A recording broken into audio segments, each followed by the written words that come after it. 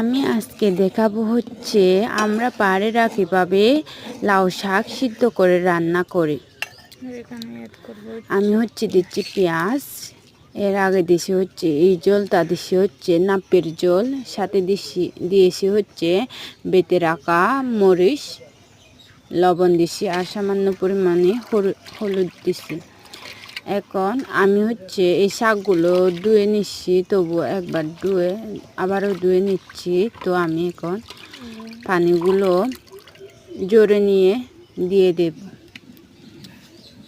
একই পদ্ধতিতে আমি এভাবে দিয়ে দিচ্ছি। তারপর দিয়ে দেওয়ার পর আমি এখন দেখে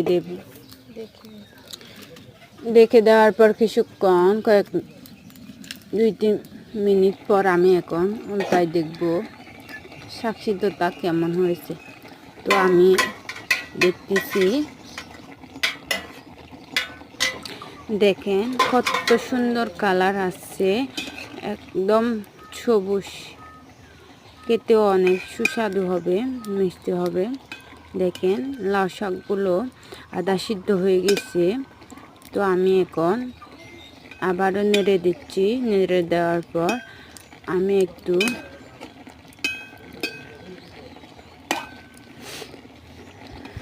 দেখবো যে কোনগুলো সিদ্ধ হয় না, তো ওগুলো আমি আবারও নেড়ে দিচ্ছি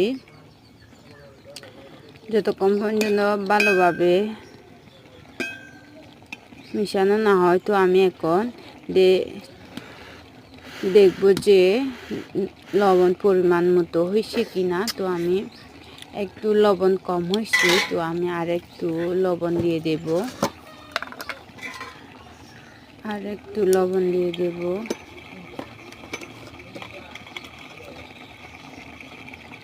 দেখেন আমি লবণ দিয়ে দিচ্ছি। তো আমি আবারও নেড়ে দিচ্ছি যাতে লবণটা সবখানে মিক্স হয়।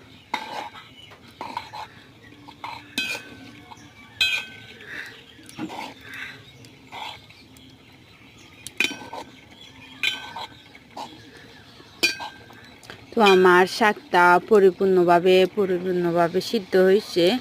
আমি এখন আবারও দেখব লবণ পরিমাণ মতো হয়েছে কিনা।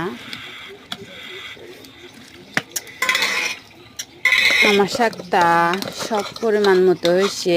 এখন আমি তুলে নেব। তুলে নেওয়ার পর দেখবেন আমার রান্নার কালারটা একদমই দেখতে অসাধারণ, আর খেতেও অনেক মজা হয়েছে। খেয়ে দেখবে।